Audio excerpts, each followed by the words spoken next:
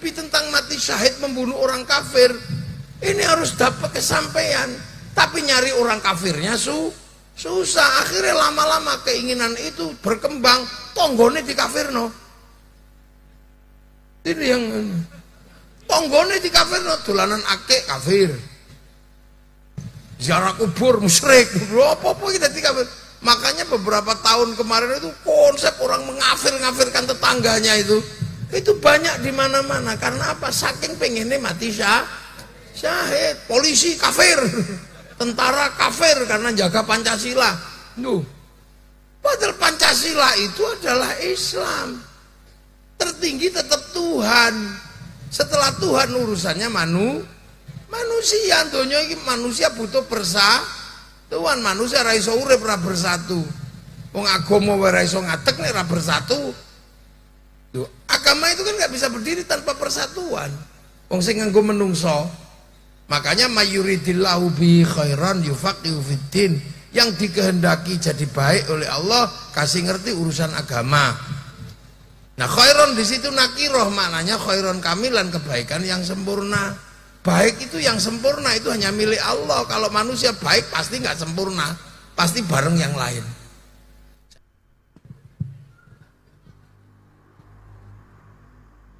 Assalamualaikum warahmatullahi wabarakatuh.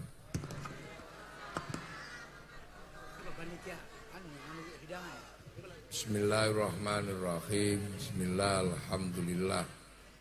Assalatu wassalamu ala rasulillah Sayyidina Muhammad ibn Abdillah wa ala alihi wa ashabihi wa azwajihi wa dhurriyyatihi wa ahli baitihi wa man tabi'ahum bi ihsan ila yaumil qiyamah.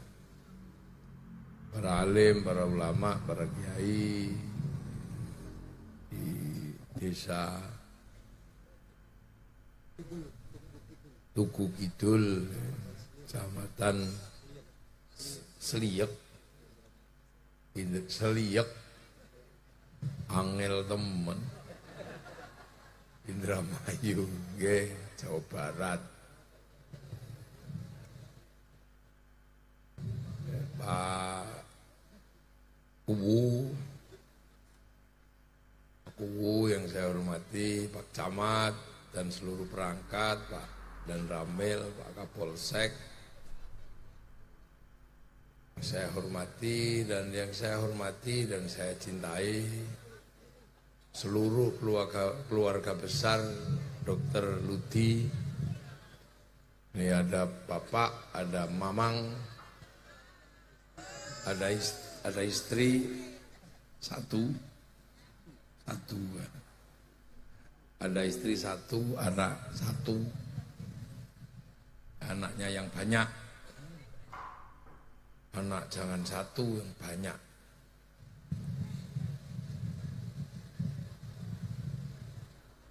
Para hadirin wal hadirat yang berbahagia, alhamdulillah. Ini acara khol yang kedua Ibu Hajah Suremi. Yang ketujuh Ibu Hajah Suremi. Yang kesembilan Bapak Haji Sudin.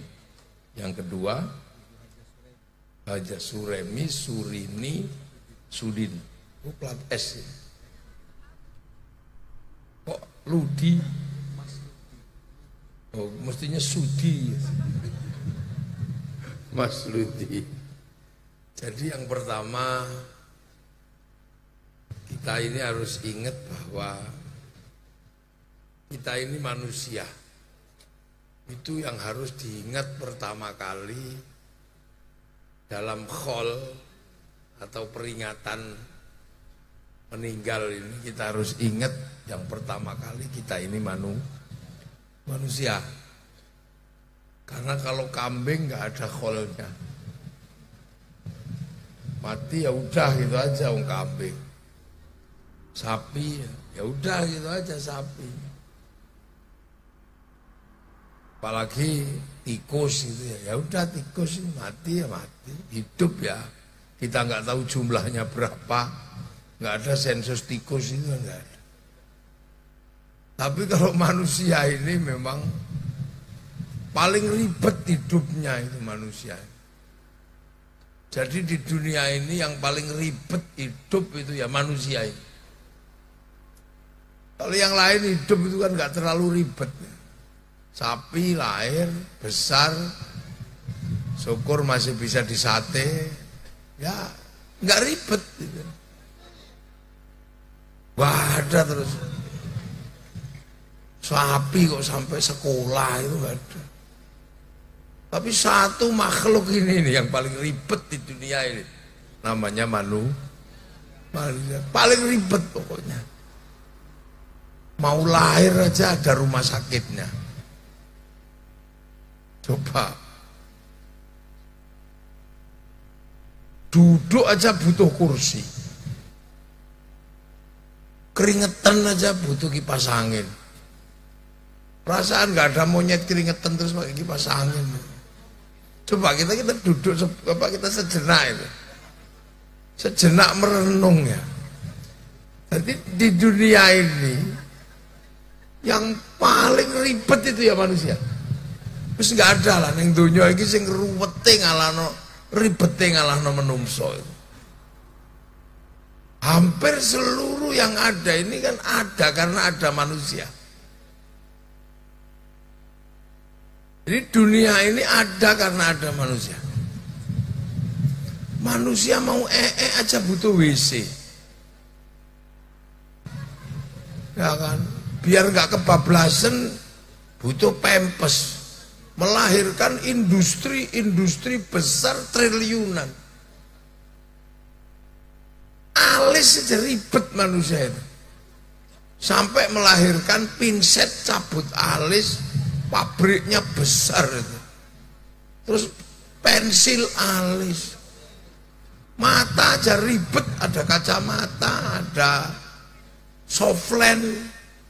Hidup itu jadi ribet manusia itu. Kalau kurang panjang disembung. Gigi aja bikin ribet manusia itu. Ada odolnya, ada sikatnya. Begitu monyong ada bekelnya. Coba sampean, manusia itu kan yang paling ribet itu. Pokoknya nggak ada lah di dunia ribet itu. Air aja pakai dibungkus menghasilkan pabrik le mineral. Tapi ribetnya menungso itu duit semua memang. Duit semua manusia itu ribetnya itu. Makanya kalau kita mau mau sukses itu coba sekali-sekali bikin patung gitu. Kalau orang mau sukses itu harus punya patung sebenarnya. Saya sarankan bikin patung kecil-kecilan nggak apa-apa. Terus nanti patung itu sampean hitung. Sampean mau ngapain dengan manusia ini? Karena begitu sampean lihat patung manusia, lihat kepala itu sudah ada yang mikir bikin topi. Asetnya triliunan itu. Bikin peci, bikin ketu, bikin ya Allah, ini kepala toh ini menghasilkan industri triliunan.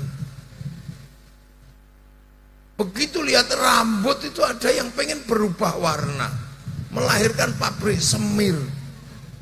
Oh itu triliunan coba asetnya. Mengurus rambutnya uang toh suge-suge kaya-kaya. Miliuner lahir dari urusan rambut. Rambut apek itu menghasilkan pabrik sampo, kondisioner, tonik. Oh itu pabriknya besar-besar mulai merek Emeron sampai Sunsil sampai Merang ngono kabeh. Iku mengarep ngurus rambut tok. Rambut panjang. Ada yang ngurus bikin cukuran, gunting, kerokan. Begitu banyak kutunya ada yang bikin peditok. Coba. Tuh. Coba kita hitung manusia ya. Begitu lihat muka ada yang mikir bikin biar skincare, biar glowing. Itu berapa triliun itu aset yang dihasilkan dari muka manusia itu. Sampai Perancis itu bisa hidup dari ngurusi raine wong tok. Pipi hitam ada yang bikin blush on.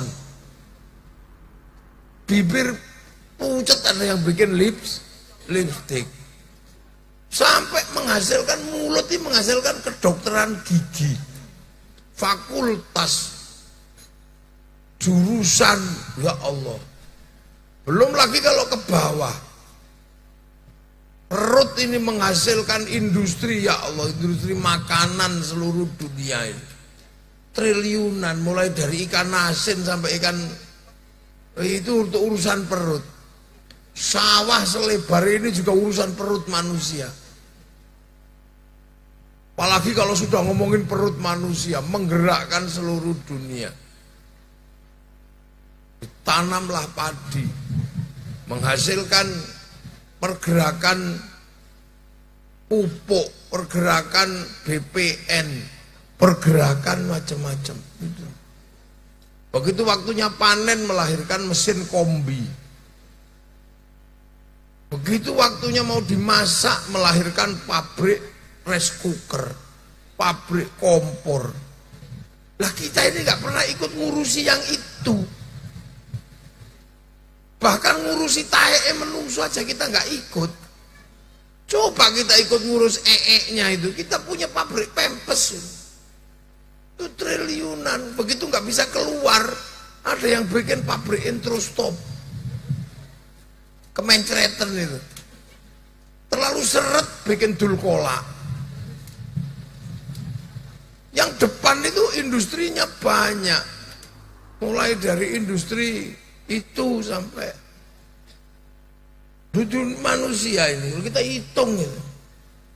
Begitu dia hidup dalam lingkungan, dia bikin jalan, dia bikin pagar, dia bikin rumah. Di situ ada TV, di situ ada telepon. Nah itu manusia. Kita ini nggak pernah ikut ngurusi yang itu. Kita nggak pernah ikut ngurusi yang itu. Orang lain semua yang ngurusi itu. Sementara kita ini diajarkan beragama, juga manusia ini harus ngurus dunia. Kita diajari sholat, ternyata sholat itu tutup aurat. Ada. Tutup aurat itu kain. Yang ngurusi kainnya itu Cina. Yang kaya karena orang sholat itu Cina, karena pabrik sarung, pabrik kain. Kita haji yang ngurusi pesawatnya orang Yahudi, orang Nasrani. Kalau orang Indramayu mesti renang. Loh ya Pak, dunia ini. Kita duduk di sini aja. Ini yang ngurusi degan ini, sedotan tok. Menggawe ngene tok isuke loh. Loh. Ini yang kita di depan mata kita ini kebetulan tak tunjukin ini.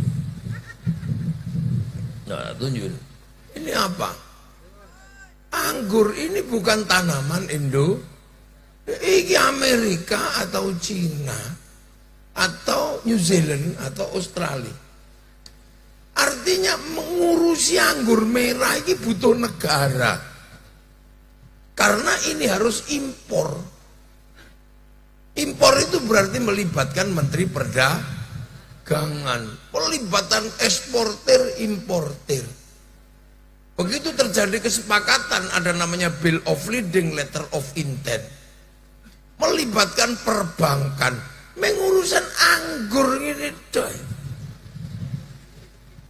Coba nek tikus dilek ngono ae iki rasa angel-angel deh. Tuh coba. Ku Cavendish. Ya Allah, lha iku lho menungso. Kadang kita nggak pernah kerasa.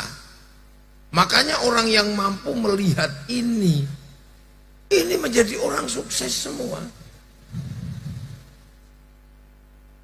Tapi karena kadang kita kalau lihat manusia itu nggak pernah lihat itunya. Manusia selalu dilihat sebagai masalah. Maka kita tidak pernah mengambil manfaat apapun dari Allah bikin manusia. Manusia punya gigi itu loh, ada yang memanfaatkan bikin tusuk gigi. Sukses. Sukses semua orang kalau ngurus manusia. Sampean ada tetangganya utang malah tinggal minggat. Delik. Coba kalau sampean mau ngurusi utang manusia, punya bank.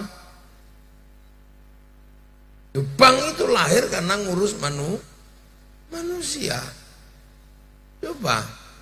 Kuku kita itu loh menghasilkan industri triliunan. Mulai industri kutek sampai industri potong kuku, sampai industri manikur pedikur.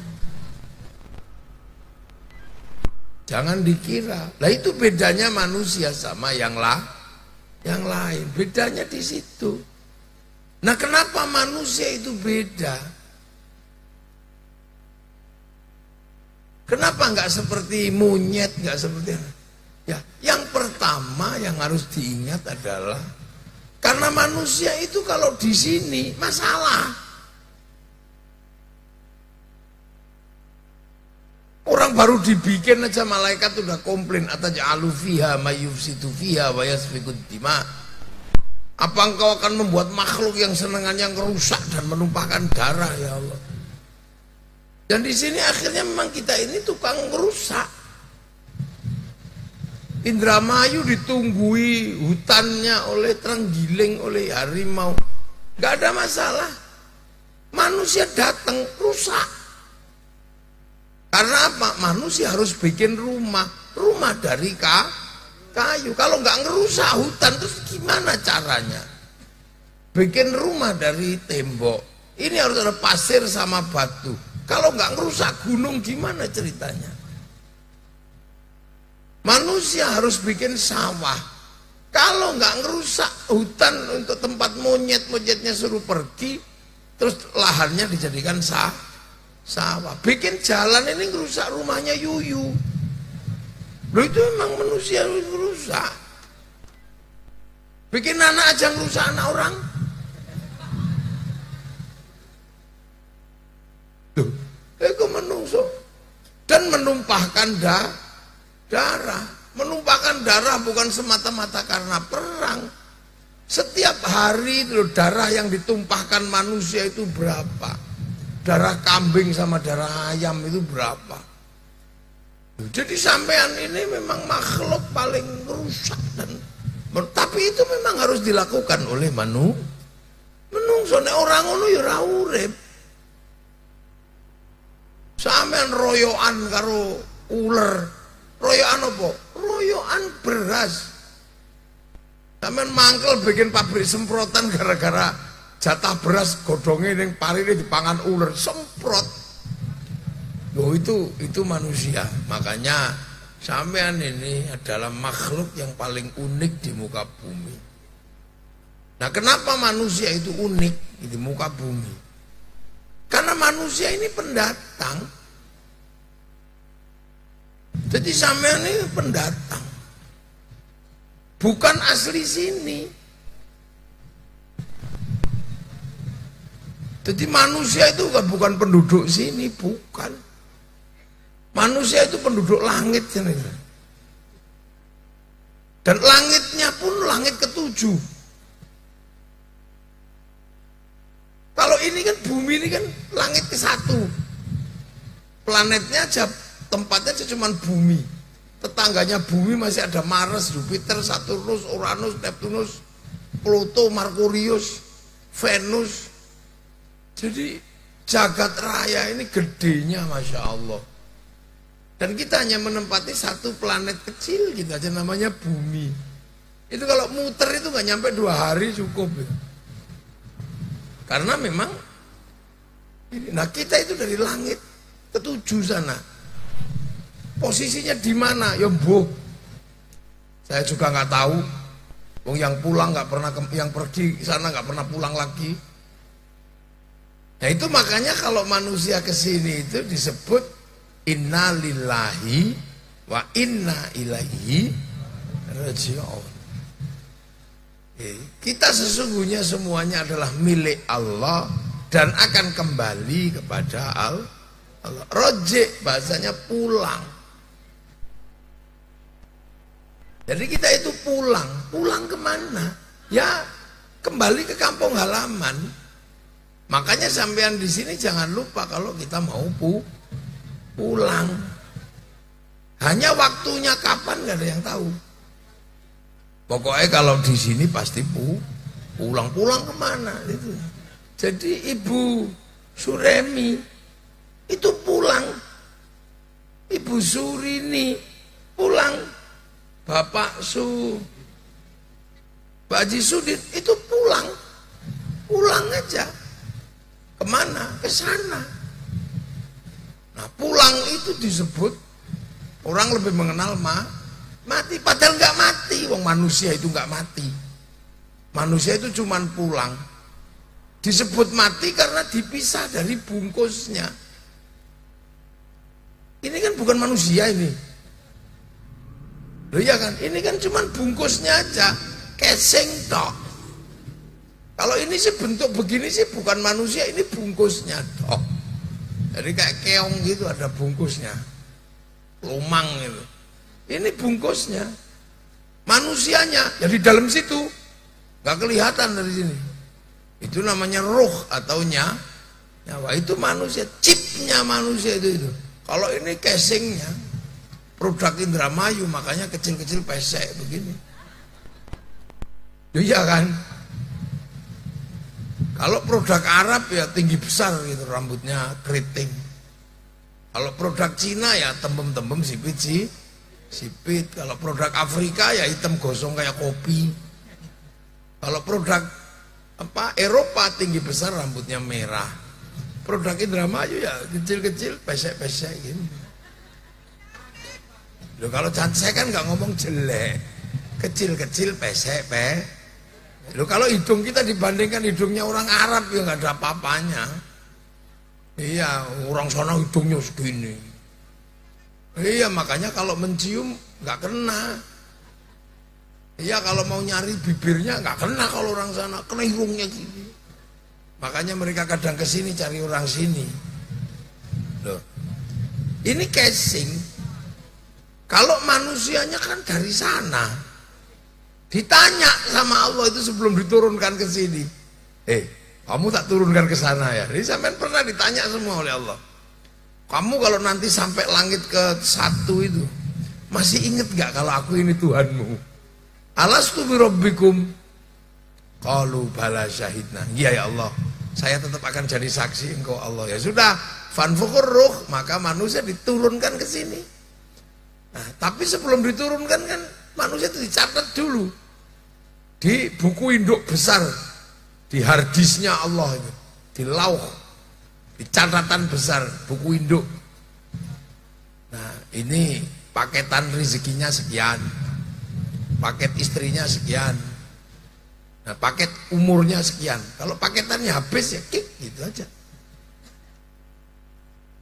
Fanfukur ruh, maka ditiupkanlah ruhani itu ke dalam apa? Jasad. Nah, jasad itu dari apa? Ya dari makanan orang tua masing-masing. Sampean makan gitu. Sama perut ini kan diproses. Yang vitamin A diambil mata, vitamin E diambil kulit, yang kalsium diambil tulang, yang vitamin D diambil kulit. Ini semua ada yang ngambil.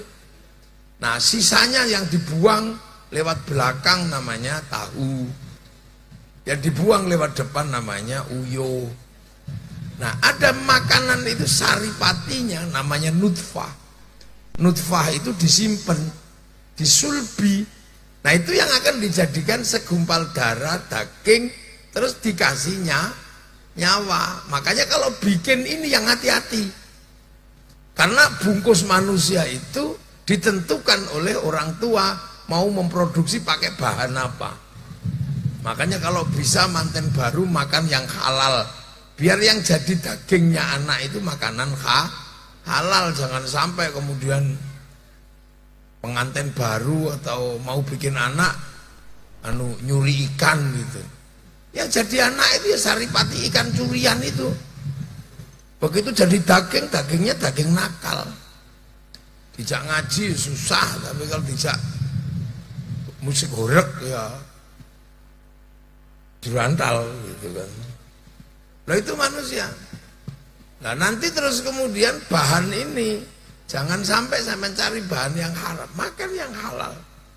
Karena ini menentukan konstruksi atau bangunan jasad. Nah ini kemudian kalau sudah 4 bulan saripati ini kalau sudah penuh siap dibikin kan, terus bapak ibu bikin itu ngoplos saripati makanan itu terus dititipkan ke rahim ibu jadi segumpal darah, terus dikasihnya nyawa, terus hidup di situ, ada kehidupan, kasih daging, dikasih otot, bungkus kulit, kasih tulang, tumbuhi rambut. Nah, begitu 9 bulan keluar. Nah, begitu keluar, ya tergantung yang bikin, makanya kalau yang bapaknya bikinnya pesek, ya keluarnya pesek. Kalau yang bikinnya mancung, ya mancung. Kalau yang bikinnya ganteng, ya ganteng. Nah kalau komplit yang bikin cantik, ganteng, ya keluarnya kayak ini. Ya kan? Tuh. Nah makanya manusia ini begitu sampai sini, ketergantungan terhadap dunia besar. Karena bungkusnya ini dunia. Makanya dia harus dibesarkan oleh dunia ya, dari padi besarkan padi, saripati makanan. Dan makanya manusia itu tubuhnya ini karena strukturnya dunia, maka dia senang dunia dan gak bisa lepas dari dunia. Tangan ini jadi bagus kalau dikasih gelang itu beli. Mata ini butuh melihat, kacamata beli, tubuh butuh baju, bikin pabrik, beli. Loh manusia itu begitu sampai sini kebutuhannya tinggi. Karena apa? Karena pendatang. Mentok asli sini, begitu lahir ya lari. Lah manusia survivalnya susah karena apa? Bukan asli sini, pendatang. Nah nanti pergi lagi. Nah ketika mau pergi dicopot. Makanya nyawa itu kalau mau pergi balik ke sana dicopot. Karena kalau nggak dicopot nggak kuat tubuh ini melesat melintasi langit 1, langit 2. Tubuh kita itu melintasi atmosfer itu pecah. Karena tubuh ini rentan, kena aspal aja benjut. Apalagi itu stop yang dijak naik gitu, melintasi angkasa, pecah gitu itu. Maka pelas aslinya Allah sebelum tubuh ini ditarik pecah, ya dilepas dulu biar ruhani yang biasa melewati angkasa ini enak. Nah itu makanya manusia itu pulang. Nah pulang kemana? Ya ke kampung halaman. Yang di sana itu isinya ya orang langit, orang sana. Isinya apa? Ya isinya pekerjaannya orang langit. Pekerjaan orang langit ya memuji Allah, ya Al-Quran, ya sholat, dan itu pekerjaannya orang langit. Makanya isinya langit itu diturunkan ke sini, sholat, baca Quran, apa. Biar nanti manusia itu kalau pulang kembali ke sana, itu nggak pangling dengan kebiasaannya orang langit. Jadi sampean kenapa disuruh sholat, disuruh ngaji, disuruh zikir, suruh kenal malaikat gitu? Karena nanti sana itu ketemu malaikat. Kalau sampean nggak belajar di sini tentang malaikat, kok tekan kono pangling iki sopo? Nah kalau sampean di sana nggak kenal malaikat, sampean dianggap bukan penduduk langit, nah, akhirnya dideportasi, dibuang ke neraka. Ora kenal iki sapa to? Sampean harus kenal sama Allah, karena nanti di sana petuk, ojo ngasih petuk Gusti Allah ora kenal, kan repot sampean. Di sana berzikir, engko balik rono ana wong zikir, malaikat zikir, dong ngopo ini?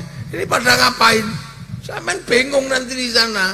Ini kan kayak kita di training kalau mau ke Korea, kalau kita mau ke Jepang. Loh, makanya di sini manusia dikasih bekal iman sama Islam. Iman kepada Allah, biar nanti kalau ke sana kembali kepada Allah itu ngerti ma'rifatullah wa malaikatihi Biar nanti sampean kalau ke sana ketemu malaikat nggak pangling. Wa rasulihi, dan utusan Allah, nanti di sana itu ada koordinatornya masing-masing lah. Sampean kalau sampai sana ra kenal koordinator langit yo, bingung iki sapa ngono. Wah iki ora wong. Nggih. Wa kutubihi, dan kitab Allah. Ya sana nanti ketemu Quran wong. Bal huwa Qur'anum Majid fi lauhim mahfuz. Di sana pakai bahasa Al-Qur'an.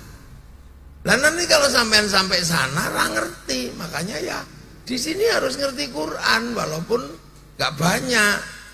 Ada yang ngerti sampai 30 juz, bagus, nanti di sana gaet akhirat itu bisa. Lah kalau cuman sampai Yasin tok ya nggak apa-apa. Makanya kiai kadang bikin grup Yasinan biar kalau nggak hafal 30 ya Yasin tok. Bikin grup tahlilan biar nggak kuat Yasin dapat kebagian kulhu.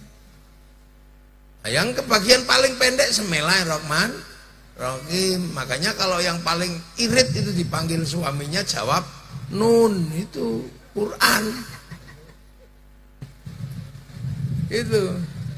Wal yaumil akhir, dan hari kiamat sampean harus tahu ini berakhir. Jadi nanti kalau sampean kembali ke sana, mau balik sini nggak bisa karena di sini nanti habis.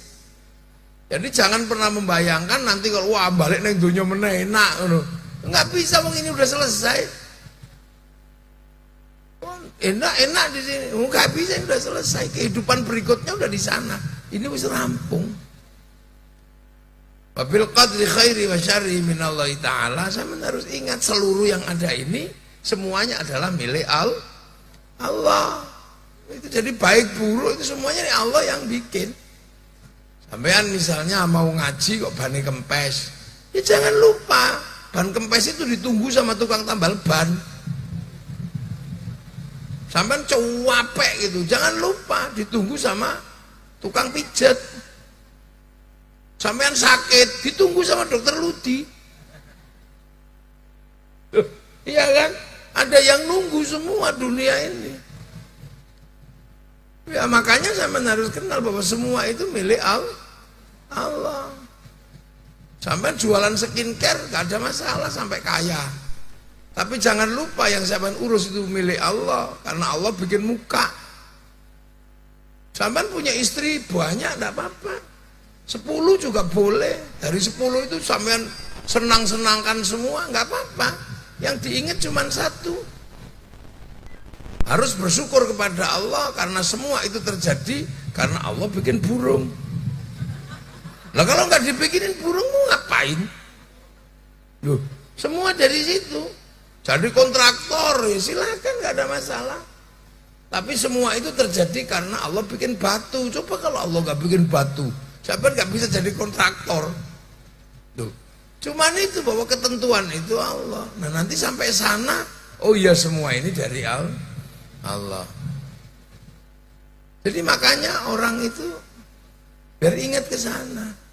Suruh syahadat ngakoni Allah. Sholat ya biar latihan orang di sana itu nanti isinya orang sholat. Jadi sampai sana jangan sampai bingung loh. Iki ngopo lo jungkir-jungkir. Oh iki sholat. Gitu. Zakat ya harus ingat bahwa nanti di sana sudah tidak ada bedanya, semuanya sama di hadapan Allah. Maka berlatihlah menanggung manusia lain, bahwa manusia itu sama butuh mangan kabeh. Dan makan itu pasti menghasilkan barik lana fima rozaktana wakina ada benar. Kami karena mangan itu ngurusi wong akeh, banyak orang. Itu jadi kita ini diajarkan untuk melakukan pekerjaan-pekerjaan. Gitu. Jadi itu diajarkan puasa.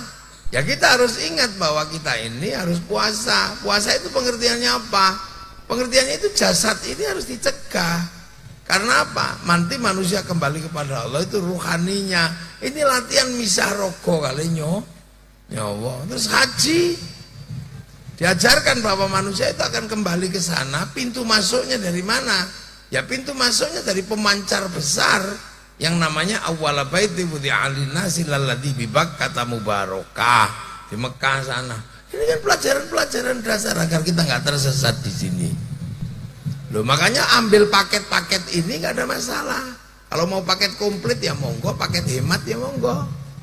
Sholat kalau paket komplit ya 5 waktu, kalau paket hemat ya Jumatan tok.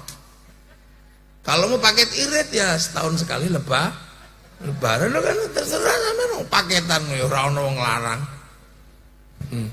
Tuh, ambil paketan, mau zakat semua silahkan. Kalau paket irit cuma zakat fitrah tok, itu apa? Haji nggak bisa, umroh nggak bisa, ya sudah online ngadep sana. Fawalli wajhaka satrul masjidil haram. Loh, sama ambil aja itu terserah, nanti juga pulang kok. Makanya itu manusia itu pulang ke sana. Nah, zaman mau ngambil paketan semua terserah. Saya juga nggak maksa sampai harus begini, enggak. Wong Indramayu ini kan wis ngerti kabeh, nggak ada orang bodoh. Wis ngerti ini wong ini, meng dablek. Sudah tahu semua bahwa itulah manusia. Makanya manusia ini persiapannya, tubuhnya ya persiapannya banyak, rohaninya persiapannya banyak, karena nggak habis di sini, dia harus sampai sana. Nah itulah makanya manusia ini harus punya persiapan. Nah persiapan itu silakan, mau ambil paket komplit ya monggo, paket hemat ya monggo, paket irit ya monggo, semua dengan bekalnya masing-masing. Nanti kan dipanggil, oh yang paket komplit sholat ya datang gitu, saya 5 waktu saya. Lah kamu kenapa kok di pojok gitu? Saya cuman bawa maghrib tok. Yang ini cuman setahun sekali lebaran. Quran pulang gitu. Oh ini yang 30 juz dibawa ini, ya Allah 30. Nah, ini ngapain kamu nggak setor? Cuman Yasin tok, nanti nunggu giliran. Nah ini cuman kulhu. Nah ini cuman paket nun, dan nanti tunggu. Nah, itu namanya mithqala dzarratin khairan yarah, mithqala dzarratin syarran yarah. Sedikit banyak akan diketahui sama Allah. Ya terserah, makanya bawa paket itu. Nah, makanya kita sebagai manusia ini, khol itu mengingatkan bahwa kita ini manusia. Bahwa manusia itu datang dari langit ke sana ke sini. Nah, ketika datang, satu yang harus diingat, kita nggak pernah bisa memilih. Kenapa kita lahir zaman sekarang, tidak lahir zaman Pajajaran gitu? Kenapa sekarang? Kenapa kita lahir di Indramayu, tidak lahir di Ka'bah sana? Kenapa kita lahir dari bapak yang ini, bukan bapak yang itu? Kenapa kita lahir menjadi laki-laki, menjadi perempuan? Kenapa kita jadi orang Indramayu? Itu semuanya nggak ada yang milih. Nggak ada yang bisa milih. Makanya sesuatu yang nggak bisa milih, jangan disombongkan. Itu makanya kita ini nggak boleh sombong terhadap sesuatu yang nggak bisa milih. Kalau mobil bisa milih, ya sombong-sombong dikit nggak apa-apa, bisa milih. Sekolah gitu sombong-sombong dikit ya boleh, wong bisa milih. Tapi yang nggak bisa milih seperti lahir laki-laki atau perempuan, itu nggak bisa milih. Makanya nggak boleh laki-laki menghina perempuan, perempuan menghina laki. Nggak boleh. Termasuk menghina bapak orang lain, itu orang tua orang lain, nggak boleh. Karena nggak ada orang bisa milih lahir dari bapak yang ini apa bapak yang itu. Kalau boleh gitu, mending lahir dari anaknya Pak Harto. Tidur aja kaya, dimakan sampai keturunan ke-7 nggak habis. Nah kasihan yang keturunan ke-8 nanti. Loh kalau boleh milih, ayo kita milih. Nah, itu nggak bisa milih. Kenapa menjadi orang Indramayu? Kenapa tidak menjadi orang Jepang? Nggak bisa milih. Maka antar suku, antar bangsa nggak boleh saling menghina. Karena itu sama-sama nggak bisa milih. Lahir dengan kulit putih apa kulit hitam itu, ya nggak bisa milih. Saya kalau boleh milih itu cari yang kulit hitam, enak, jadi nggak takut panas. Loh kan gitu, makanya saya setengah hitam ini. Loh gitu nggak bisa milih. Rambut keriting sama lurus itu nggak bisa milih. Maka itu nggak bisa rambutmu keriting kayak gimbal, nggak boleh. Tapi kalau panjang atau pendek bisa milih. Makanya yang pendek dokter Ludi, yang saya panjang gitu aja itu boleh. Ya rambut pendek jelek itu boleh. Ngece-ngece dikit itu boleh. Dasar keriting ya nggak boleh. Siapa yang pengen lahir keriting? Kan gitu. Dasar pesek, siapa yang pengen lahir pesek? Tuh, itu yang nggak boleh. Makanya ada hal-hal yang antar suku nggak boleh saling menghina, antar bangsa nggak boleh saling menghina, perbedaan kelamin nggak boleh menghina. Karena itu nggak bisa milih. Jadi lahir itu datang itu nggak bisa milih. Masalah waktu perginya juga nggak bisa milih. Cuman cara perginya bisa milih. Nah ini, sampean harus tahu cara perginya bisa milih. Jadi mati kapan orang nggak bisa milih. Tapi cara mati orang bisa milih, bisa latihan. Ini kita ajari, kita ajari ini. Ini jarang kiai ngajarkan ini. Caranya mati sing piye? Mati ku ono telu. Ada 3. 1 mati normal, memang sudah waktunya. Kullu nafsin dha'iqatul maut, ditunggu ya datang, enggak ditunggu ya datang. Makanya kita harus berbuat baik, siapa tahu pas datang pas baik. Jangan sampai datang pas banting kertu gitu, jangan. Blind. Atau mati datang pas kita ngintip orang mandi gitu. Ya jangan, makanya kita harus berlaku yang baik, siapa tahu pas datang pas baik. Nah, itu nggak usah dibahas itu sudah itu. Kullu nafsin dha'iqatul maut, idza jaa ajaluhum la yastakhiruna sa'atan wa la yastaqdimun. Enggak bisa di ini. Nah, mati kedua. Ini zaman bisa milih ini. Namanya mati eksekutif. Kelas 1 ini, first class. Ada itu, mati syahid.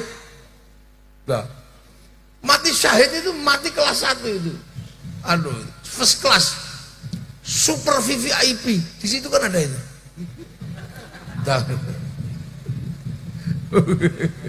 Itu super VVIP. Itu mati syahid. Siapa? Orang yang mati membela agama Allah, memerangi orang kafir. Siapa orang kafir? Orang kafir adalah orang yang atas nama agama memungsuhi kaum muslimin untuk menghancurkan agama Allah. Itu orang kafir. Makanya mati seperti itu adalah mati yang diidam-idamkan oleh kaum muslimin. Tapi mengidamkan mati syahid itu sama dengan mengidamkan perang. Ayo. Jajal. Memimpikan mati syahid itu berarti memimpikan tidak adanya perdamaian. Karena hanya dengan tidak adanya perdamaian maka akan ada yang namanya mati syahid. Sementara konsep Islam itu rahmatan lil alamin. Ayo kan udah gampang. Makanya seiring waktu dengan kesadaran Islam rahmatan lil alamin, Islam ini melakukan penataan perdamaian. Kalau beda agama, lakum dinukum waliyadin. Kalau beda suku, waj'alnakum syu'uban wa qabaila lita'arafu. Kalau beda kelakuan, lana a'maluna walakum a'malukum. Jadi Islam itu adalah agama yang akan semakin ke belakang ini semakin mengajarkan perdamaian. Makanya semakin damai, semakin tertutup untuk mati syahid. Karena mati syahid itu mati di dalam perang. Sementara Islam itu mengajarkan jangan sampai ada pertumpahan darah. Ayo. Nah ini. Makanya kalau ada masih Islam kok masih dikit-dikit bawa golok itu Islam kuno itu dah. Dikit-dikit Allah Akbar bahwa itu Islam itu mengarahkan kepada keselamatan pada rahmat bagi seluruh sekalian alam. Jadi zaman jangan bayangkan di mana ada kaum muslimin, di situ harus ada perdamaian. Makanya semakin dunia itu damai, maka konsep mati syahid perang melawan orang kafir ini semakin tertutup. Apalagi Indonesia. Indonesia ini konsep menanamkan perdamaian kaum muslimin dan yang lain. Ini mencontoh Rasulullah, kullukum ra'in wa kullukum mas'ulun an ra'iyati. Kalian semua ini para pemimpin harus saling tanggung jawab antara yang mimpin dan yang dipimpin. Makanya konsep hidup kita konsep ra'iyah, yang sekarang kita kenal dengan konsep rakyat. Begitu konsep rakyat, antar agama rukun, antar suku rukun. Artinya tertutup untuk perang. Maka tidak bisa lagi membayangkan mati syahid di negara dengan konsep rakyat, dengan konsep demokrasi. Karena demokrasi menutup potensi terjadinya kafir, perang antara orang kafir. Kiai ke masjid nggak bawa helm, undang-undangnya sama dengan Romo yang pergi ke masjid nggak bawa helm. Masjid bayar listrik, gereja juga bayar listrik. Artinya ini adalah upaya kaum muslimin untuk membentuk kerukunan dan perdamaian. Makanya Islam menerapkan konsep Rasulullah tentang ra'iyah yang akhirnya kita kenal dengan istilah rakyat. Dan satu-satunya negara muslim mayoritas di dunia yang bisa menerapkan konsep ra'iyah untuk warga bangsanya hanya muslim Indonesia. Itu. Makanya konsep ini konsep paling berat itu sunnah Nabi, paling berat itu sunnah hidup bersama. Kalau sunnah jenggot itu mudah asal gak dicukur aja panjang. Sunnah cingkrang mudah asal dipotong tinggi. Sunnah kawin 4 enak dok, itu gampang. Sunnah hidup bersama membangun kemaslahatan sebagai rahmat ini gak mudah dan Indonesia bisa. Makanya konsep Indonesia itu kalau ra'iyah ini beda-beda, itu bisa setara. Yang tadinya hamba sahaya sama kedudukannya saya. Yang tadinya abdi Sunda abdi. Maune yo ra iso jenenge abdi dia. Abdi mah, ayo abdi mah melok ra'iyah. Yang kawula di Jawa, yang tadinya kawula itu budak, bisa naik kelas karena ikut ra'iyahnya Rasulullah. Kula menika yang pukulun bisa bilang ulun di sana. Loh, ini perubahan bagaimana Islam membangun peradaban rahmatan lil alamin. Makanya ra'iyah itu nek ngumpul itu ya namanya musyarakah. Yang kita kenal dengan istilah masyarakat itu musyarakah. Persekutuan, saling bersekutu. Kiainya sholat harus bersekutu dengan pabrik kain, karena yang kalau nggak ada kain kita udah dilala pemilik pabrik kain itu Cina. Makanya kita nggak boleh ngamuan sama Cina ne lunga udah. Sholat itu ke masjid, wudu pakai keran sama sanyo, yang bikin keran sanyo itu Mas Pion. Kita nggak boleh ribut, jadi kerukunan terjaga. Nah kalau kita pengen sesuatu kesepakatan bersama, pakai konsep wasyawirhum fil amri, dikenal dengan istilah musyawarah. Makanya kalau mau musyawarah ada lembaga majelis permusyawaratan rakyat. Makanya sudah, kalau mau jadi kepala desa daftar, kalau mau jadi DPR daftar ke KPU, mau jadi bupati daftar ke KPU. Setelah itu bebas cari teman sebanyak-banyaknya. Kalau nggak punya teman beli, udah. Lo bebas serang, tapi jangan dikasih nama money politik, tangkap tentara sama polisi sampean. Makanya kadang kita kasih nama yang lain, bukan money politik tapi uang bensin.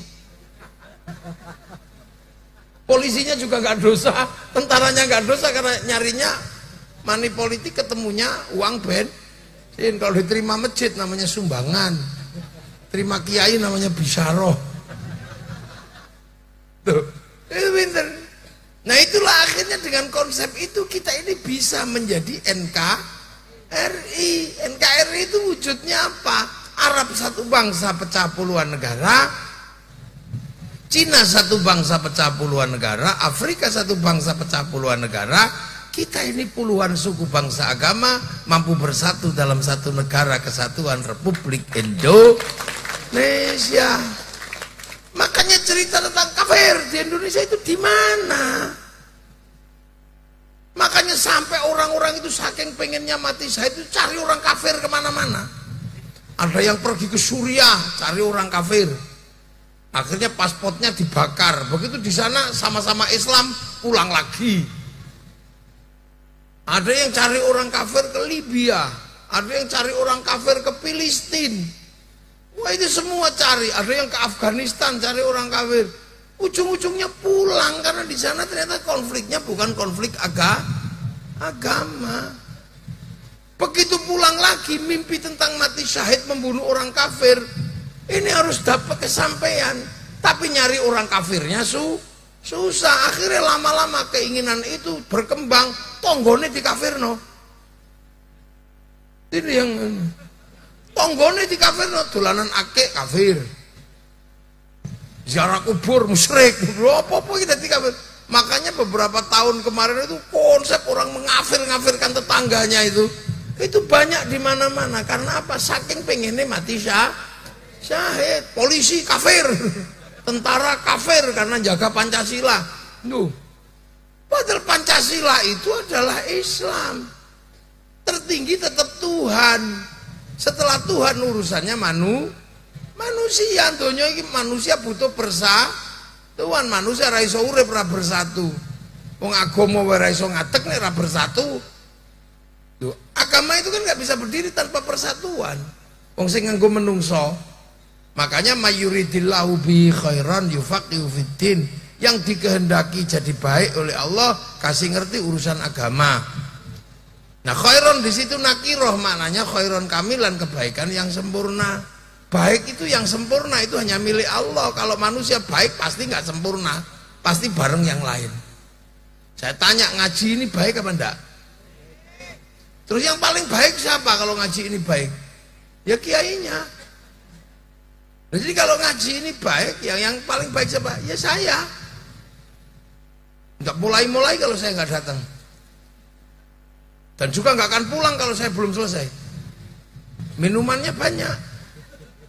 Wong orang baik datang aja guys di syuting. Wong orang baik. Oh iya kan? Tapi saya nggak boleh ngaku paling baik loh di sini. Karena saya terlihat baik di sini diundang sama Dokter Ludi. Kalau nggak diundang ya saya nggak di sini. Nah kalau sudah gitu baik saya apa baik Dokter Ludi? Ya nggak bisa, saya nggak datang Dokter Ludinya jelek pengajiannya karena saya nggak ada. Itu baik baru 2 udah kelahi itu saya sama Dokter Ludi. Apalagi sampai yang di situ ikut-ikutan ya. Apa? Jangan minum. Orang minum enggak deh. Jadi ini enggak akan saya minum, sampean enggak minum. Jadi tadi lali aku. Kandi mau gitu. Jadi baik itu antara saya sama Dokter Ludi sudah masalah, bisa ribut. Apalagi sampean ikut-ikutan. Yang baik ya kami kiai. Nah kok iso? Kami mau datang. Nah coba kalau gak ada orang datang di sini, apa ini namanya pengajian? Ya enggak, cek sound. Jadi baik itu enggak pernah berdiri sendiri. Coba terus tukang soundnya bilang yang paling baik saya kiai. Lah kenapa? Soundnya tak matiin bubar. Padahal kata Dokter Ludi lah, kalau kamu matiin nggak tak bayar sono, ya sama aja. Kata tukang tendanya yang baik ya saya kiai tak pasangi tenda. Kalau hujan nggak lari. Padahal yang suka pasang tenda ini biasanya sholatnya juga nggak terlalu rajin. Loh, baik itu nggak pernah berdiri sendiri, makanya manusia itu butuh persatuan. Nah, persatuan itu nggak mungkin ada tanpa konsep kebersamaan, kesetaraan. Nah, orang setara, beda suku, beda agama itu ro'iyah. Makanya terjadi persatuan karena orang menjunjung tinggi persamaan. Makanya topangannya kerakyatan. Kerakyatan nggak mungkin ada kalau orang hatinya kotor. Hatinya tidak bisa menghargai orang. Hati yang jauh dari Tuhan, hati yang tidak bisa menghargai orang. Nah, hati yang penuh nilai ketuhanan itu hati yang penuh hikmah. Makanya kerakyatan hanya bisa dipimpin oleh hikmah. Dan orang nggak bisa kemudian kalau sudah jadi pemimpin ngurusi daerahnya tok. Bupati Indramayu misalnya asalnya dari kecamatan apa tadi?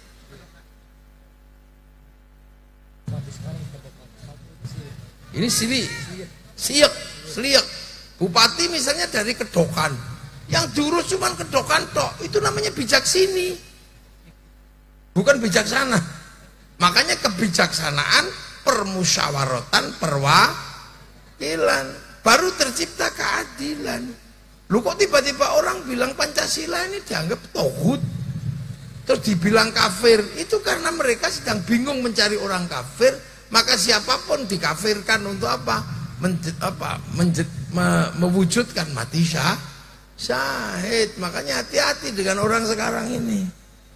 Tangganya dikafirkan apa? Karena pengen mati syahid. Karena itu susah. Karena Islam itu menjaga perdamaian. Semakin perdamaian itu terwujud, potensi perang antar agama juga tertutup, potensi perang antar suku tertutup. Jadi Islam itu pada satu titik akan menutup potensi mati syahid secara syar'i. Syahid yang kayak yang perang, paling akhirnya yang syahid ya syahid mati tenggelam, itu syahid ya, syahid akhirat, mati melahirkan, terus mati kebakaran, mati karena mencari nafkah untuk istri, tiba-tiba ketabrak truk, itu mati syahid. Mati-mati yang seperti itu akhirnya. Jadi TKI tiba-tiba mati di perantauan, tuh mati syahid yang kayak gitu. Tapi kalau syahid dalam pengertian perang, Islam itu akan menutup itu karena Islam itu membangun perdamaian. Makanya konsep mati yang milih mati syahid ini sekarang nggak mudah. Makanya kalau ada orang cerita bisa mati syahid nanti dulu, itu konsepnya angel ini. Nah, ada yang ketiga, ini zaman tak ajari. Itu mati apa? Mati VVIP. Mati memang VVIP, undangan. Memang undangan, matinya itu mati bawa undangan. Sekarang kan bedanya jelas kan? Yang undangan VVIP di atas, makanannya banyak, duduknya enak. Yang setengah undangan ya di belakang situ. Ada nggak kebagian, campur nyamuk, memang nggak terlalu undangan. Tapi kalau yang undangan VVIP di sini duduk, makanannya enak. Nah, mati itu ada yang undangan. Memang dipanggil sama Allah, kamu, pulang. Siapa? Ya ayyatuhan nafsul mutmainnah. Hati yang tenang, kamu pulang. Irji'i ila rabbiki radiyatan mardiyah. Fadkhuli fi ibadi wadkhuli jannah. Pulang. Pulang. Ya ayyatuhan nafsul mutmainnah. Hati yang tenang itu kan ngomongnya enak. Tapi tenang itu kan susah. Coba sampean ada nggak yang lebih susah dari tenang? Sekarang duduk ini aja nggak tenang. Loh, itu nggak tenang. Kita ini dandan nggak tenang, nggak dandan juga nggak tenang. Arep neng pasar ora dandan, jangan-jangan nanti bibirnya kelihatan pucat, ora tenang, dandan. Wis dandan ngono, ora tenang karena cuma bibirnya tuh, alisnya belum, ininya belum, nggak tenang. Punya pacar ya nggak tenang, nggak punya pacar ya nggak tenang. Nggak ada orang tenang, bahkan sholat aja nggak tenang. Allahu Akbar. Ini wajah tuh wajah. Itu sedih lu dok. Habis itu nggak tenang, begitu matanya melek, sarungnya bolong. Allahu Akbar. Ada gerak hutan itu. Ya Allah, gabahku hudanan. Allahu Akbar. Ting bakso. Apalagi polisi sepatu itu nggak pernah tenang kalau sholat. Allahu Akbar. Pasti yang kepikiran sepatu. Sepatuku ngono kudanan. Lho kadang kita ini sudah dipas-paske ya sholat. Bismillahirrahmanirrahim. Sabbihisma rabbikal a'la alladzi khalaqa fasawwa walladzi qaddara fahada. Suwe iki lama. Suwe iki ngapa wong iki kae imame. Tenang iku coba. Lu neng omah ana ngaji ora tenang, begitu ngaji ora tenang pengen mulai. Kiai ini yamin kok urung teko nanti. Tenang itu omong enak, tapi sing diundang Allah itu jiwa yang tenang. Nah, tenang itu ternyata susah. Wong tenang iki lho. Bahasane tenang kan. Ya nafsul mutmainnah, ya hati sing tenang. Tapi ternyata itu susah. Ya kan, susah. Gitu. Loh, makanya kita ini diajari tenang. Kiai-kiai itu selalu mengajarkan tenang. Hati yang tenang itu diajarkan. Makanya semua kiai itu punya kurikulum menenangkan jiwa.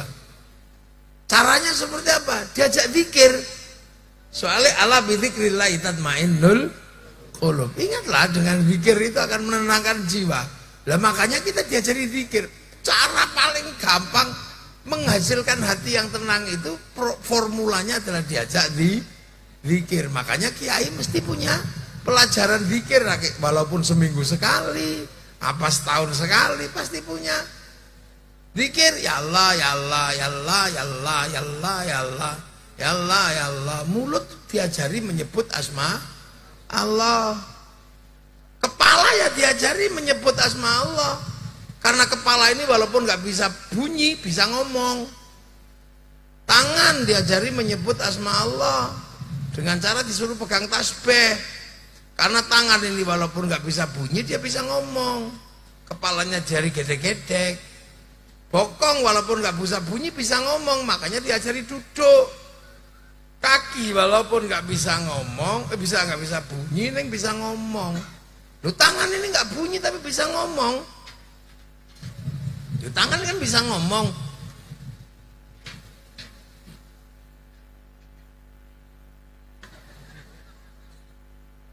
Ini omongannya tangan. Iya kan? Bisa ngomong kan tangan. Jadi tangan ini nggak bunyi tapi ngomong. Makanya dia harus diajarkan menyebut asma Allah. Caranya wong tangan ya disuruh pegang tasbih. Kepala bisa ngomong dia, mau nggak? Itu mata bisa ngomong, ya kan? Bokong bisa ngomong. Sesuatu yang bisa memberikan isyarat diajarkan. Caranya apa? Cara menyebutnya dengan diajari yang tangan megang tasbih begini. Karena apa? Biar tenang. Karena tenang itu nggak gampang. Nah, tenang itu seperti apa? Ini loh, mana contohnya? Ini gelas ini aja lah contohnya, biar nggak susah. Nggak mau minum saya, jangan kira mau minum. Ini ya, nafsul mutmainnah, hati itu kan ada di dalam tubuh ya. Nah, di dalam tubuh ini ada hati, inafil jasadi mudghah, ada segumpal darah. Segumpal daging. Idza salukat salukal jasad wa idza fasadat fasadal jasad ala wahyal qalb. Suruh tenang. Nah, berhubung hati itu di dalam tubuh, maka kalau mau hatinya tenang, tubuhnya harus diajari tenang. Nah, seperti ini. Air itu isinya. Air ini bergerak atau tidak, tumpah atau gak tergantung botol. Maka kalau botolnya isinya pengen tenang, ya botolnya dibikin tenang. Nah, makanya ketika kita ini mau diajari hati yang tenang, tubuhnya diajari tenang. Ya Allah, ya Allah, ya Allah, ya Allah, ya Allah, ya Allah, ya Allah, ya Allah, ya Allah, ya Allah, ya Allah, ya Allah, ya Allah, ya Allah. Geringingan ya semutan. Ada. Pokoknya panas. Allah ya Allah ya Allah ya Allah. Alah suwene. Suwe ya. Ama kan? Nah, terus saja dilatih. Makanya sampean sebisa mungkin kalau mau latihan, ikutlah kalau ada majelis di zikir. Latihan ya Allah ya Allah ya Allah ya Allah ya Allah. Ya Allah. Biar semua yang bisa berbicara ini bisa menyebut asma Allah. Karena ya ayyatuhan nafsul mutmainnah irji'i ila rabbiki, ayo pulang kepada Allah, balik nang Allah. Sebelum kita pulang beneran, kita belajar mengembalikan semua kepada Allah. Kepalanya kejedot, masya Allah. Tangan pegang panas, subhanallah. Pecak telek, masya Allah. Dengar suami ngorok, alhamdulillah. Tanpa tak tengok masih hidup, saya tahu. Jadi kembali kepada Allah. Sebelum kembali beneran, ayo latihan semua dikembalikan kepada Allah. Makanya latihan zikir itu latihan mengembalikan kepada Allah. Sebelum balik tenanan. Kalau balik tenanan mati, tapi latihannya di sini semua dikembalikan dulu kepada Allah. Mata lihat istri gendut, alhamdulillah, karena dari perutnya lahirlah anak-anak yang kucinta. Dungono dari gendutnya itu. Turun gendut ngono rata pakanis di 5 dino saya urip. Fadkhuli fi apa? Irji'i ila rabbiki radiyatan. Akhirnya kita belajar ridho. Apa-apa kita kembalikan kepada Allah, akhirnya kita ikhlas. Oh iya itu panjang dari Allah. Irji'i ila rabbiki radiyatan mardiyah. Kalau kita ridho dengan ketentuan Allah, maka Allah akan ridho kepada kita. Caranya apa? Balik no semua ke Allah. Balik aja cari pangeran. Alah, saya pangeran Allah. Tangnya akeh ya Allah, ya Allah. Nah itu kan butuh latihan. Ya Allah, ya Allah, ya Allah, ya Allah, ya Allah, ya Allah. Tangannya megang tasbih ya Allah, ya Allah, ya Allah, ya Allah. Matanya melek ya Allah, ya Allah, ya Allah. Kupingnya dikasih son ya Allah, ya Allah, ya Allah. Maka manusia diajari latihan itu.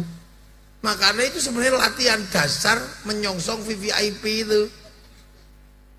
La fadkhuli fi ibadi. Ayo dilebokno masuk di dalam golongan hamba-hamba Allah. Jadi mlebu swarga itu rombongan, nggak bisa sendiri. Fadkhuli fi ibadi, masuklah ke dalam hamba-hambaku yang sudah ridho. Makanya sebelum kita dikumpulkan, kita di sini latihan berusaha pengen ngumpul. Makanya kalau ada khol, kiai siapa kita datang.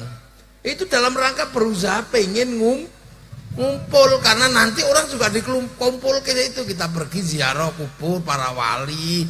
Itu di dunia saja kita sudah belajar pengen menjadi rombongan. Makanya sekali-sekali kalau ziarah wali, datang ziarah wali Songo. Untuk apa? Ada buktinya kalau kita ini pengen ngumpul, meneng ene omah. Maghriban di masjid jamaah, ada bukti bahwa kita ini pengen ngumpul bareng sama kiai. Waktunya Jumatan kiai khutbah kita datang, ada buktinya kalau kita ini belajar ngumpul. Jadi besok kalau di sana, loh aku udah dikumpulkan di situ. Oh kamu di dunia nggak pernah berusaha ngumpul. Loh itu makanya pentingnya di situ. Sampean sekali-sekali ya kalau punya beras, itu 1 kilo aja. Kalau misalnya panen 1 ton itu, kirim aja 1 kilo ke kiai siapa gitu, bawa ya ini panen. Jadi itu untuk membuktikan bahwa kita pengen ngumpul. Nggak banyak-banyak, kalau nggak bawa beras ya nggak apa-apa. Cuman ya saya pengen duduk di sini 2 jam, nggak apa-apa. Makanya silaturahmi ke para ulama, para kiai itu yang paling bagus ya Allah. Kayak kula pengen kumpul para kiai ya Allah, para ulama, anakku tak titipkan di situ di pondok. Pondok kan itu kan membuktikan bahwa kita pengen Kumpul, karena nanti pada akhirnya kita juga akan dikumpulkan dengan rombongan ini. Rombongan-rombongan orang yang ridho itu. Nah itu baru wadkhuli jannati, baru masuk surga karena rombongan semua.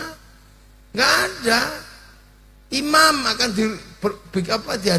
masuk rombongan bersama makmum, sebab imam nggak akan ada baik kalau tidak ada makmum. Polisi itu kelihatan baik ya juga karena ada maling. Kalau malingnya hilang ya polisinya nggak kelihatan baik. Tentara bagus terlihat karena ada teroris. Kalau sudah nggak ada teroris ya jelek. Jadi manusia itu kan kelihatan baik karena yang lain. Sampai disebut bangir mancung karena ada yang pesek. Sampai disebut putih karena ada yang hitam. Sampai disebut cantik karena ada yang jelek. Lah itu kan dunia itu kan saling kutubnya begitu. Nah itu makanya VVIP ini adalah sampai belajar di situ. Belajar ngumpul. Jangan sendiri terus. Ada khol, ada pengajian, berusaha pengen ngumpul. Kalaupun kita di situ nggak bisa ngelatih mata, nggak bisa ngelatih tangan berzikir kepada Allah, paling nggak kita ngelatih bokong untuk duduk dalam majelis para ulama. Lah kita gitu. Kalau ngelatih mata kan berat pakai ya Allah ya Allah. Ya Allah. Tapi kalau ngelatih bokong kan gampang, nggak pakai modal, tinggal duduk, tinggal tidur gitu aja. Kalau matanya melek ya ikut ngaji, kalau kupingnya melek ya ikut ngaji lah. Kalau semuanya tidur, ya bokongnya kan tetap bokong ngaji. Jadi nanti yang masuk surga bokongnya.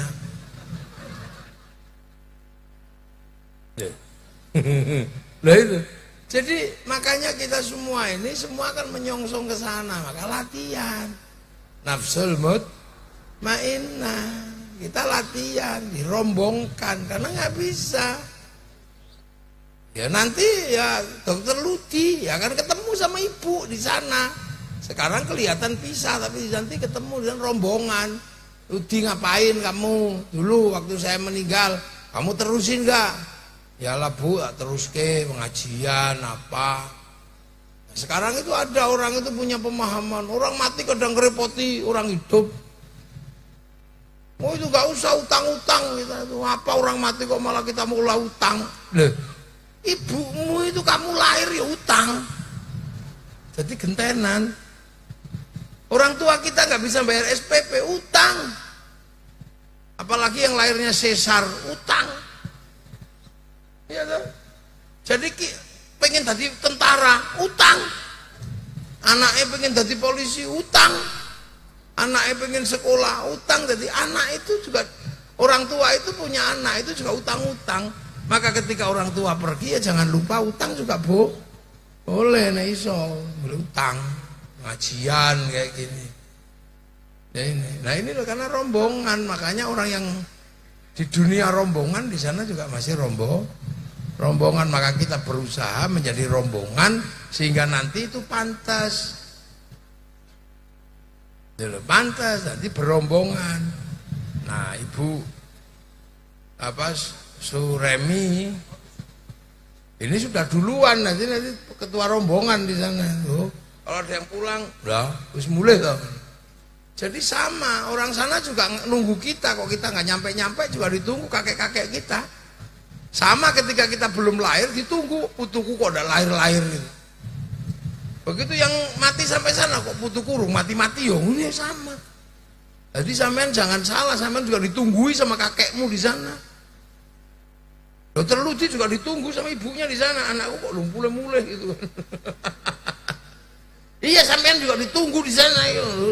Suamiku kok belum nyampe sini di kapan? Oh iya jangan-jangan nikah lagi gitu. Ditungguin. Sama kayak kita menunggu anak, kita menunggu cucu. Begitu yang di sana ya nunggu cucuku nanti tuh. Orang kata-kata iki. Putu anakku kemana? Dokter Ludi kemana? Apa sibuk nyuntik sampai lupa gak pulang-pulang. Loh makanya itu biar nanti kalau sana itu gak kaget. Apa ketika kita pulang kita ketemu gak kaget. Kita kirimi doa, kita kirimi kayak gini. Oh iya. kamu ternyata kalau mau ikut rombonganku ternyata pantas. Wong kamu waktu saya meninggal juga masih kamu kirim doa, kirim Fatihah, kirim ini. Terima kasih nak. Ya gitu. Ya kehidupan di sana kan nggak terlalu beda lah kalau dengan di sini. Hanya nanti kalau sudah waktunya dibuka semua oleh Allah, kita akan tahu. Oh, ini anakku. Oh, ini. Oh, ini sama. Jadi jangan dikira kita itu begitu ini selesai terus sudah itu, ya enggak. Nanti ada kehidupan berikutnya. Nah, kehidupan berikutnya itu yang namanya kehidupan akhirat. Nah, makanya saya latihan aja dulu. Nanti siapa tahu sewaktu-waktu dipanggil sudah tryout, sudah latihan. Punya hati yang tenang, semuanya belajar dikembalikan kepada Allah, terus berusaha menjadi rombongan. Maka khol ini sesungguhnya adalah bagian dari upaya seorang anak untuk tidak melupakan orang tua dengan memberikan doa. Karena apa? Pada akhirnya nanti anak akan juga dikumpulkan sama bapaknya, sama ibunya, suami istri dikumpulkan lagi di sana. Makanya nanti juga ada di sana suami istri ketemu. Wah, itu ibarat makan menu utama suami istri itu. Kalau bidadari itu cemilan aja itu nanti. Bahasa paling gampangnya gitulah, menu utama. Cemilan itu kan terlalu banyak kan kembung wetenge. Lalu kalau menu utama enggak. Jadi nah itulah kehidupan di sana. Nah, makanya kita semua juga akan ada saatnya untuk kembali kepada Allah. Maka jangan lupa. Ya kan, kiai-kiai sering memberikan contoh. Sampai dikabari listrik akan mati tanggal 27. Wah, itu persiapannya macam-macam itu. Ngecas HP, apa beli lilin. Oh, padahal itu baru dibilangi listrik mati. Persiapannya aja bawahnya, tapi kadang dibilangi kamu suatu saat akan mati. Ora persiapan belas itu. Padahal dibilangi listrik mati aja persiapannya bawahnya. Handphone semuanya dicas. Laptop cas, iPhone dicas. Itu beli bensin siapa tahu besok solarnya macet. Pergi ke ATM siapa tahu besok ATM-nya berhenti karena akan listrik mati. Sehari tok persiapannya kayak gitu. Beli ke mall. Nanti bilangnya mati nggak persiapan sama sekali. Padahal pasti nggak ada orang hidup itu nggak mati. Pasti mati. Mati itu kepastian. Nggak ada ceritanya orang hidup nggak mati. Nah, kadang kita dikasih tahu ngeyel, nggak persiapan. Makanya pelan-pelan persiapan, nomang. Waktunya sholat, waktunya puasa. Ya sekedarnya kita sebagai orang yang harus menjalankan syariat. Biar nanti kalau kembali ke sana nggak pangling, nggak kaget. Untuk Allah yang enggak lah, Allah nggak butuh sampai ibadah apa-apa, tapi kan sampai butuh sampai sana kemudian tidak pangling, tidak. Kalau pangling dideportasi sampai. Oh. Ini kok di sini nggak ngerti orang sholat, wah ini bukan penduduk surga ini, pasti penduduk neraka. Itu namanya deportasi. Maka harapan kita semua cuma satu, kita akan kembali kepada Allah dengan husnul khotimah. Nah, para keluarga yang dikholi semoga di sana mendapatkan tempat yang layak di sisi Allah Subhanahu wa taala. Anak-anak di sini bisa melanjutkan perjuangan para orang tua dan seterusnya punya keturunan sampai hari kiamat membawa iman. Dan tak dongakno sampean semua, tak dongakno nek keluargane mati sedo kabeh iso kaya dokter Ludi ngundang tetangga, ngundang apa, tak dongakno bisa semua. Jadi kabeh iso ngekholi keluargane seperti malam hari ini, tak dongakno ya. Jadi anak bisa mengkholi orang tuanya masing-masing dengan seperti ini. Al-Fatihah. Bismillahirrahmanirrahim. Alhamdulillahirabbil alamin. Yaumiddin. Iyyaka na'budu wa iyyaka nasta'in. Ihdinas siratal mustaqim. Siratal ladzina an'amta 'alaihim ghairil maghdubi 'alaihim waladdallin. Amin. Bismillahirrahmanirrahim. Alhamdulillahirabbil alamin. Hamdan na'imin. Hamdan syakirin hamdan yuwafi ni'amahu wa yukafi'u mazidah. Ya Rabbana lakal hamdu kama yanbaghi li wajhikal karim wa 'azimi sultanik Allahumma khtim lana bil iman, Allahumma khtim lana bil khair, Allahumma qawli la ilaha Muhammadur Rasulullah. Allahumma khtim lana husnul khatimah firduka ya Allah, ij'alna dzurriyyatan talamidan alil khair. Ali badal muslimin qiyamah fil masjid muqasidana maqasidul akhir rizqan halaban wa sa. Baina ummatina masyayikhina wa jidati wa jaddatina wa nakhusu usulul hadar rakhim yai Abang Yai Haji Ludin, Bu Suremi, Bu Surini, Pak Haji Sudin. Ala jami usuli maafuri masyarakul Allahumma arhamhu ma'abi mafandhum. Allahumma tahrimna ajr malataftina ba'du maghfirna walahum. Allahumma ja'al qabr matamarradil jinan. Allahumma ja'al rahmatur Rasulullah. Yaqul man rijal rabbika radiyatan mardiyah. Fadkhuli fi ridha ya Allah. Allahumma ja'al usul sabab maqalna ya Allah. Wa ma halalla wa ma sabahna ma sallana ya Allah. Sudin. Ya Allah, Rabbana atina fid dunya hasanah wa fil akhirati hasanah wa qina adzabannar. Sallallahu alaihi sayyidina Muhammadin walhamdulillahi rabbil alamin. Al-Fatihah. Siratal ladzina an'amta 'alaihim ghairil maghdubi 'alaihim waladdallin. Amin. Assalamualaikum warahmatullahi wabarakatuh.